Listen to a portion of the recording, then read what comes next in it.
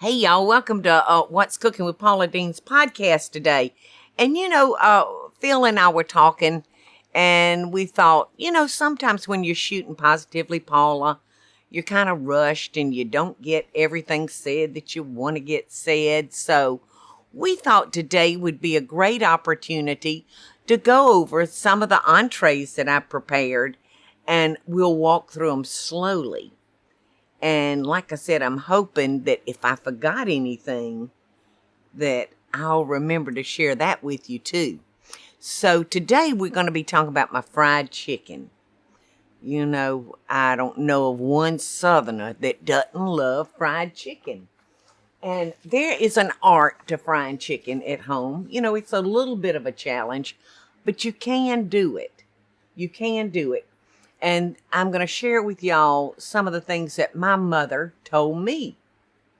One of the first things when you're selecting your chicken is to buy a small chicken. Your small chickens are more tender and more flavorful than the old birds. And I have found today, I really have to go out and hunt very, very hard to find a 2 or 2.5 pound chicken.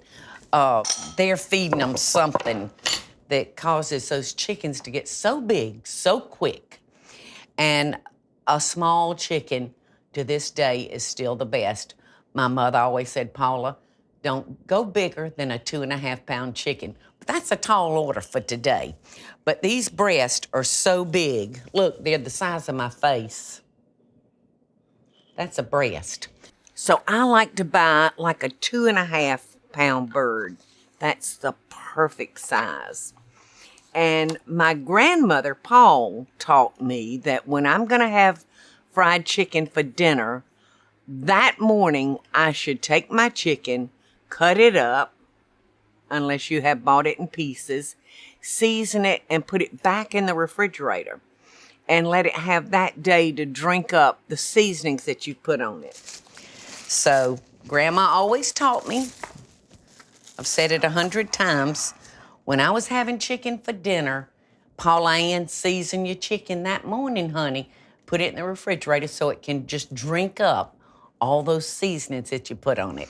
Now, when you're ready to start your supper, you'll want to take your chicken out and let it sit on the counter, maybe for an hour. It'll be all right. You want to just let some of that chill get off your chicken, because we're going to be frying this and we're going to be putting it in hot grease, and we don't want our temperature to fall any more rapidly than we can help.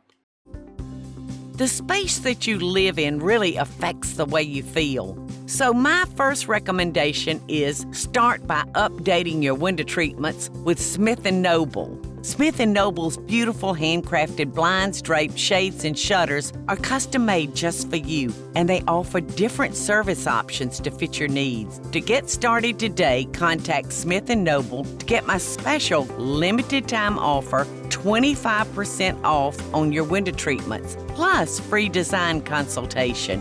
Create a space that you're gonna love. For details about my special offer, go to smithandnoble.com/Paula. That's smithandnoble.com/Paula, or call 1-800-659-3300. That's 1-800-659-3300. I like to take my chicken out and let it sit on the counter for about 45 minutes to an hour. I like to kind of bring it down to room temperature, because when we add it to our hot oil, if it's ice cold, it's going to drop that temperature, and that could really give you soggy chicken.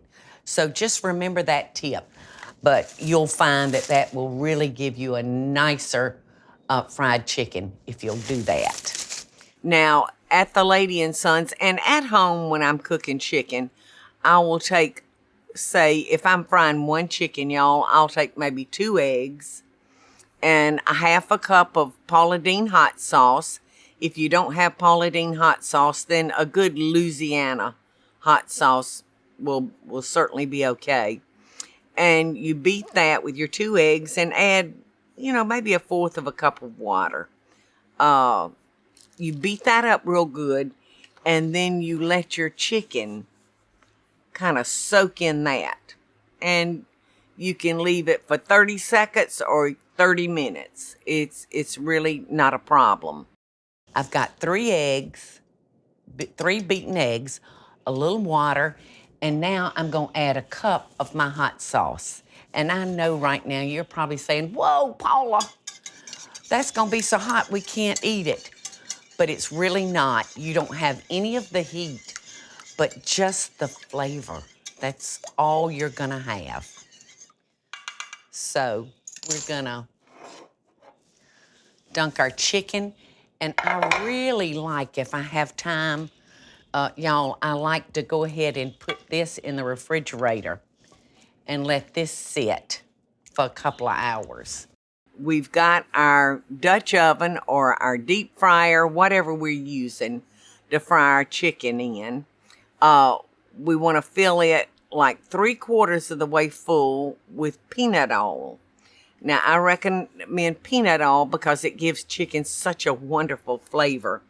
But it has the highest resistance to burning.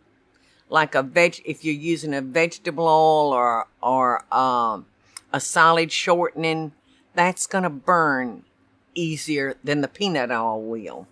So we want to bring that to 350 degrees. And that's important. That's important that you have a way to gauge the temperature of your peanut oil. So we're going to shake the egg mixture off of our chicken, and we're going to roll it in self-rising flour. And I always add some extra pepper to my flour because Mikey likes black pepper fried chicken. So then I roll my pieces in that flour mixture, y'all. And then you'll want to start by adding your dark pieces first. Your dark pieces would be the legs and the thighs and the back if you've cut your back out. So we want to drop those first because those are going to take longer to cook. Your breast and your wing, your pulley bone, all those are white meat, and they're not going to take as long to cook. So drop the dark meat first, and then let that cook for a couple of minutes, and then drop your white pieces. And you'll not want to crowd your pan too much. I do like a full pan. Somehow a full pan of chicken will fry better than just 2 or 3 pieces. So all 8 pieces of chicken should fit nicely in your Dutch oven, which is a piece about that tall, about that big around. So it should fit nicely.